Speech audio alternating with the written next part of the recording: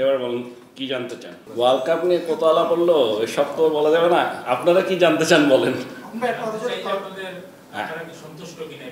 এটা একটা ভালো প্রশ্ন, এটা একটা ভালো প্রশ্ন, সন্তুষ্ট কিনা। আসলে সত্যি কথা বলতে কি, ব্যাচ পারফরমেন্স নিয়ে কথা বলতে গেলে যে ধরনের যেই ব্যাকগ্রাউন্ডটা করা দরকার ওইটা করা হয়নি, বাট আমি আপনাদের প্রশ্নের উত্তর দিব সব।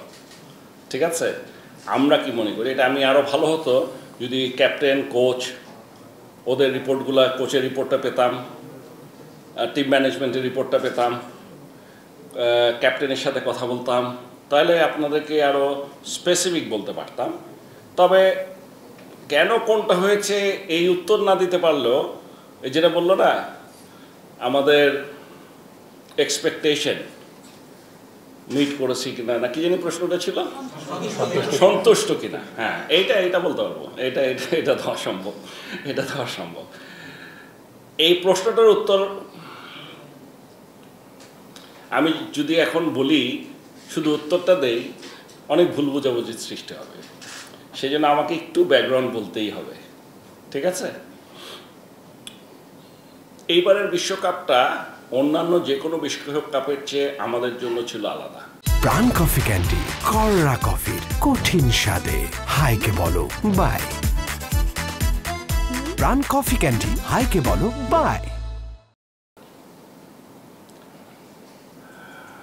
এইবারই প্রথম আমরা একটা বিরাট রিস্ক নিয়েছি, মানে আমরা যা মনে করি সেটা বলছি। ঠিক আছে, রিস্ক ইন দ্য সেন্স যে এবারেই প্রথম আমরা 5টা প্রায় নতুন ছেলে পাঠিয়েছি, ইনএক্সপিরিয়েন্সড। আর বোলিং, ফাস্ট বোলার ছাড়া, মানে বোলিং ছাড়া 2জন, মানে 4জন ব্যাটসম্যান বা অলরাউন্ডার পাঠিয়েছি যারা নাকি ফুললি এক্সপিরিয়েন্সড। ঠিক আছে, মানে আমি একদম স্পেসিফিক যদি বলি, তানজিদ তামিম, তানজিম সাকিব, তৌহিদ হৃদয়, রিশাদ, অনিক। তো বিশ্বকাপের মতো একটা টুর্নামেন্ট, তাও আবার T20, যেটাতে নাকি আমরা বেশ পিছনে, এরকম একটা দলে বিশ্বকাপ খেলতে পাঠাচ্ছি যেখানে 5টা নতুন ছেলে। This is number 1, it was a bit risky decision. তা আমাদের ভরসা ছিল, আশা ছিল বা বিশ্বাস ছিল যে এক্সপিরিয়েন্স যেই ছেলেগুলোকে আমরা পাঠাচ্ছি এদের সাথে, ফর এক্সাম্পল সাকিব আল হাসান, মাহমুদুল্লাহ রিয়াদ, লিটন দাস, শান্ত, ওরা তো আছে, ওরা মোটামুটি কাভার দিয়ে দিবে। ঠিক আছে, সো সেদিক দিয়ে আমরা একটু ভয়ে ছিলাম। কারণ আরেকটা ভয় হলো যে গ্রুপে পড়েছিলাম, যে গ্রুপটাতে পড়েছিলাম ওখানে 2টো দল ছিল যে দুটাই নাকি অত্যন্ত শক্তিশালী। একটার সাথে তো মানে আমরা ভেবেছিলাম আমরা হয়তো ফাইটই করতে পারবো না, সাউথ আফ্রিকা।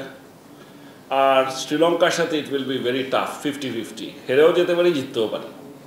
এটা হলো আমাদের ধারণা ছিল। এটা কিন্তু আরও বেশি হয়েছে because of the new players that we have included. একটা জিনিস আমরা আগের থেকেই জানতাম যে রিশাদকে খেলাবেই, আর রিশাদ যে আন্তর্জাতিক পর্যায়ে গিয়ে কী করতে পারে আমাদের কোনো ধারণাই ছিল না। তানজিদ সাকিব যেমন ও খেলবে কিনা এটা কিন্তু খেলার কথা না।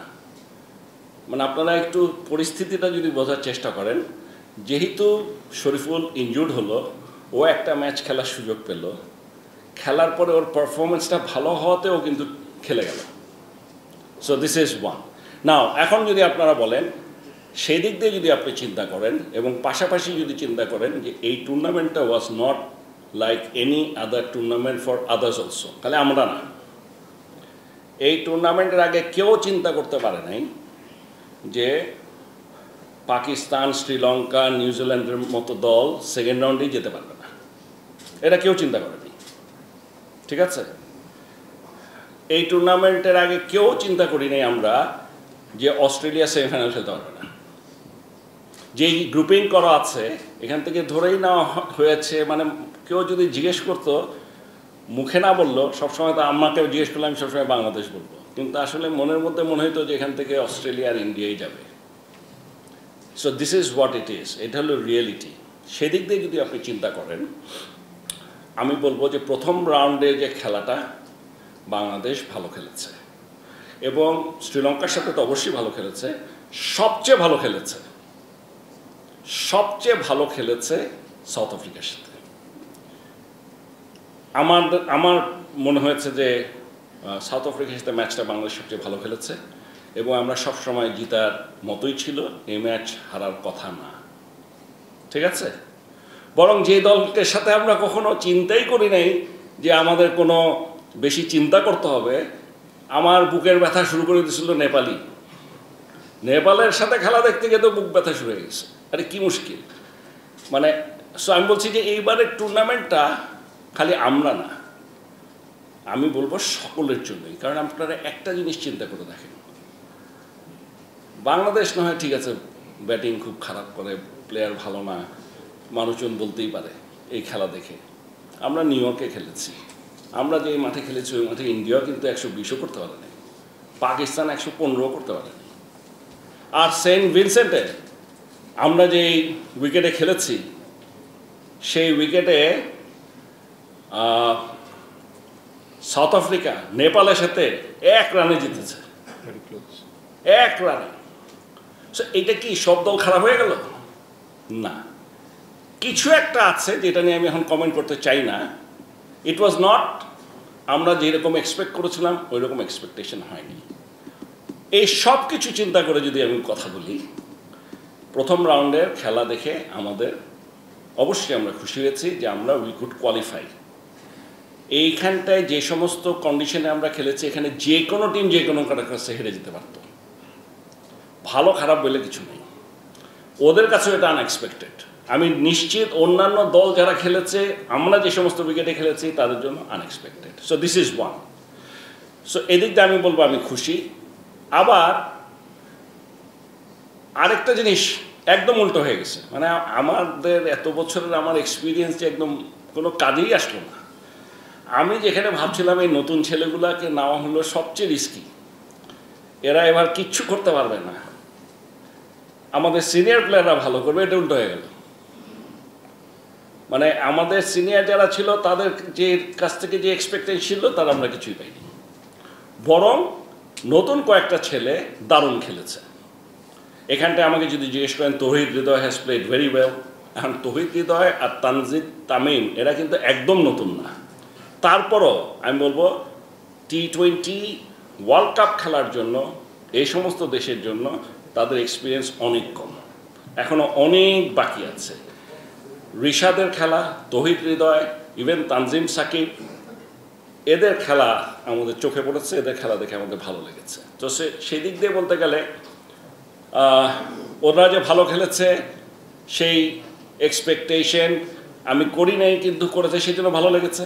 এক্সপেকটেশনের চেয়ে বেশি ভালো করেছে। বিশেষ করে রিশাদের কথা আমি চিন্তাই করতে পারিনি, লেগ স্পিনার বাংলাদেশে খেলাই না, আমরা পাই না, সে জায়গায় ওয়ার্ল্ড কাপ খেলতে চলে গেল এবং গিয়ে সে ওখানে নাম করে আসছে আইসিসিতে। সো ইট ইজ সামথিং যেটা আমরা we should be proud of. অন্যদিকে